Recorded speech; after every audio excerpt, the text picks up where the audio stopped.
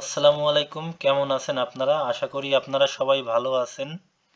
তো আজকের যে গুরুত্বপূর্ণ ক্লাসটি সেটি হচ্ছে টেন্স।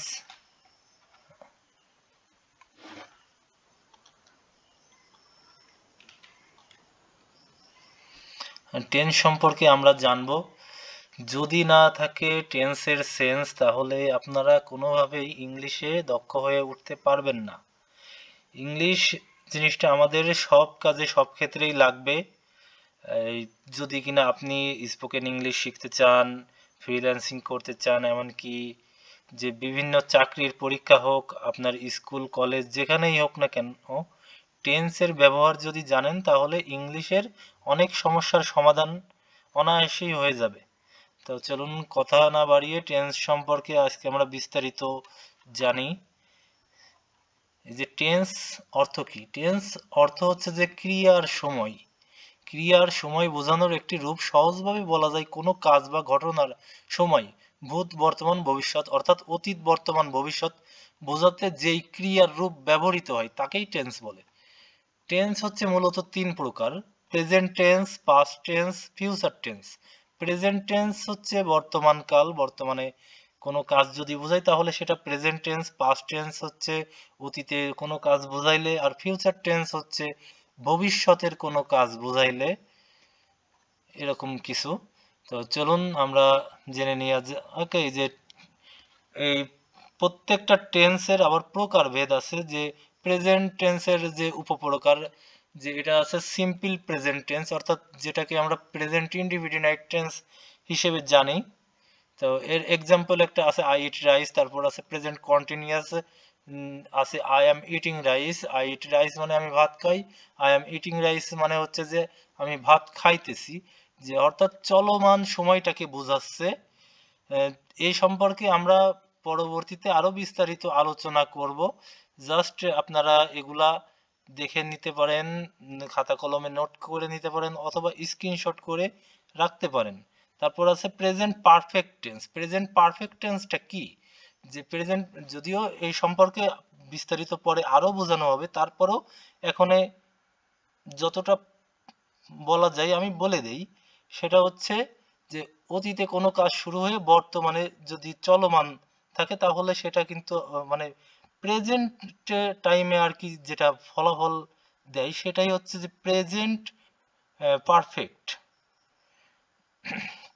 এরপরে আছে যে প্রেজেন্ট পারফেক্ট কন্টিনিউয়াস, অর্থাৎ যে অতীতে শুরু হয়ে বর্তমানে সেই কাজের ফলাফলটা চলমান আছে, এইটা হচ্ছে যে প্রেজেন্ট পারফেক্ট টেন্স।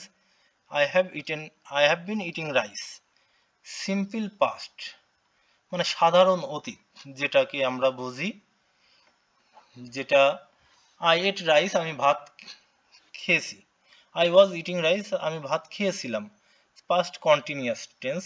এই যে আমরা এই সিম্পল প্রেজেন্ট টেন্স, তারপর পাস্ট টেন্স, এই প্রত্যেকটার গঠন আমরা আলাদা আলাদাভাবে জানবো যে পরবর্তী ক্লাসে বা পরবর্তী সময়ে।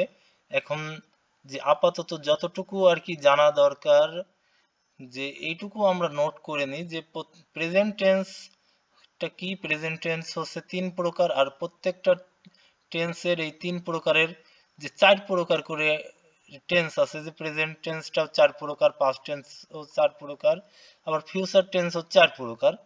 তো এগুলো সম্পর্কে আপাতত আমরা কিছুটা ধারণা নেই, যে পরবর্তীতে আমরা এই সম্পর্কে আরো ভালোভাবে বিস্তারিত ধারণা নিব।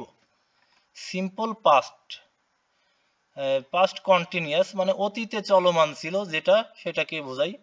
যে একটা কথা মাথায় রাখবেন, পাস্ট টেন্সে সাধারণত ওয়াজ এবং হ্যাড এর ব্যবহার হয়। প্রেজেন্ট টেন্সে এম এর ব্যবহারটা হয়ে থাকে, হ্যাভ এর ব্যবহার হয়ে থাকে, হ্যাভ বিন এর ব্যবহার হয়ে থাকে। তারপর আপনার ফিউচার টেন্সে কিন্তু সর্বদাই উইল এর ব্যবহার হয়ে থাকে।